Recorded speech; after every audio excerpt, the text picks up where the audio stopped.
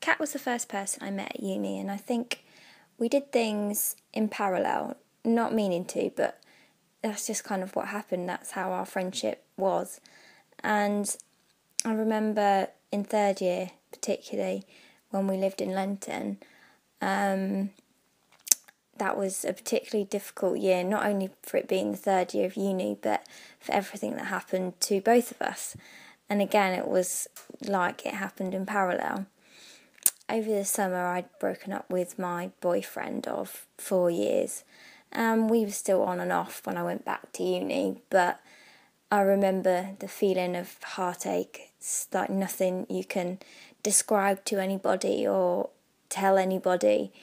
And so one morning when I came down to talk to Kat in the morning, or I think actually I heard her in the middle of the night and went down, and she was absolutely inconsolable. Her boyfriend of however many years, can't remember now, had phoned her in the middle of the night and said it was over and that was it.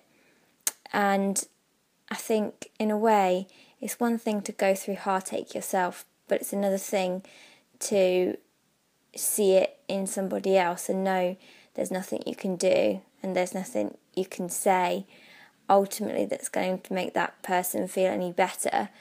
So I remember what I did do was in the morning when Tesco was open, go straight to Tesco, fill up my basket with as many things as I could think that she would like, and I knew that it wouldn't make her necessarily feel that much better, but that it might be something and it might help take that pain away even just for a minute. And then there was the business of taking down the photos. Now Kat, she's a girl who has a million cuddly toys. I remember going to her house for the first time, her home, and walking into her room and feeling intimidated by the amount of pairs of cuddly eyes that were looking at me.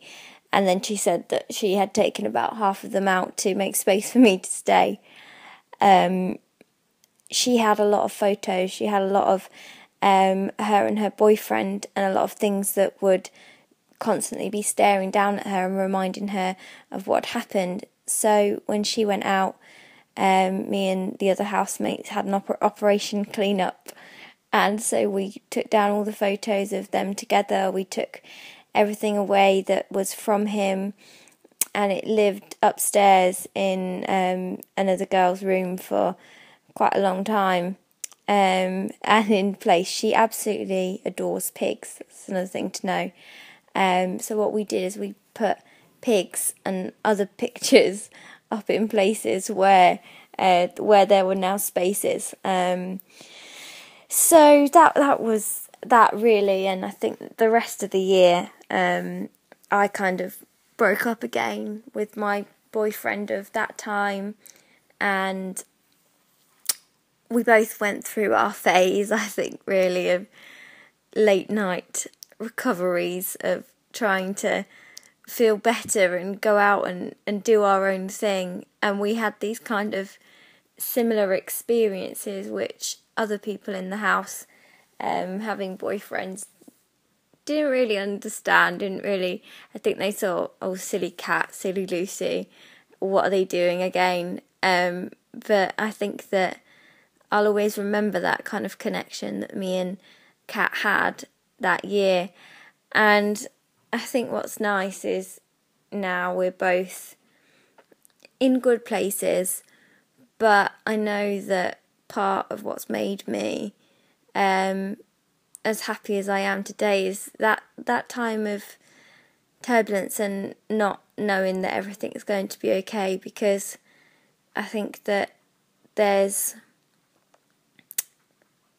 you kind of find out a lot about yourself when things aren't okay, maybe more so than when everything's just fine, and you really have to reevaluate who you are and what you believe about things. So I'll always look back at that year, that time, and those stories fondly, and with an element of knowing they changed me and made me who I am.